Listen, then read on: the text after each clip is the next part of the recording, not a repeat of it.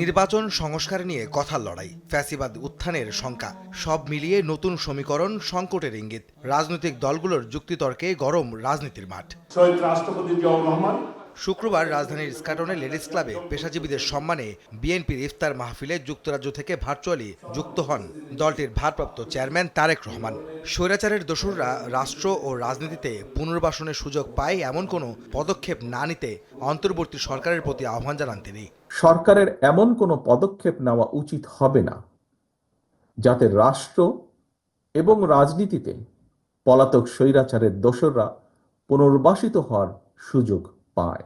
এমন পরিস্থিতিতে জাতীয় নির্বাচনের আগে স্থানীয় নির্বাচন হওয়ার অর্থ সারা দেশে ঘাপটি মেরে থাকা পলাতক স্বৈরাচারের দোসরদেরকে রাজনীতিতে পুনর্বাসনের সুযোগ সৃষ্টি করে দেওয়া।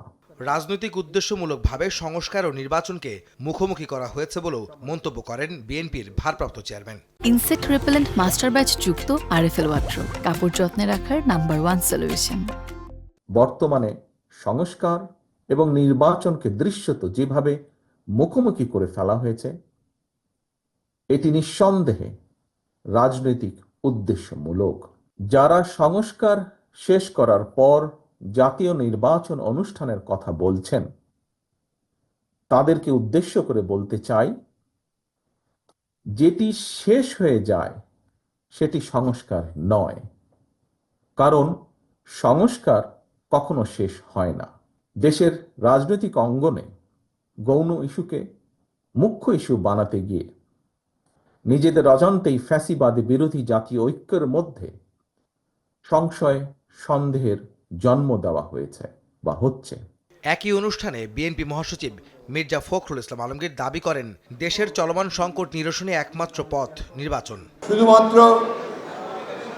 অলিক ধারণা থেকে, বিভিন্ন রকম ইউটোপিয়ান চিন্তা থেকে চিন্তা ভাবনা করলেই সমস্যার সমাধান করা যাবে না, অথবা আবেগের মধ্য দিয়েও সমস্যার সমাধান করা যাবে না। ভবিষ্যতের কথা চিন্তা করে পরিবর্তনকে সামনে নিয়ে গণতান্ত্রিক বাংলাদেশ গড়বার জন্যই আমাদেরকে ওই লক্ষ্যে কাজ করতে হবে।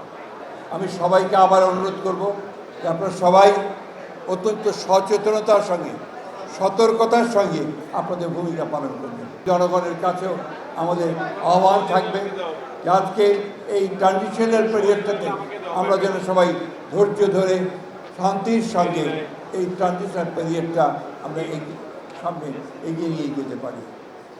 আমাদের বারবার বলছি যে এখন যে সমস্যা, সেই সংকট, যে চ্যালেঞ্জ, এগুলোকে মোকাবেলা করার জন্য অত্যন্ত দ্রুত নির্বাচন অনুষ্ঠান করা দরকার।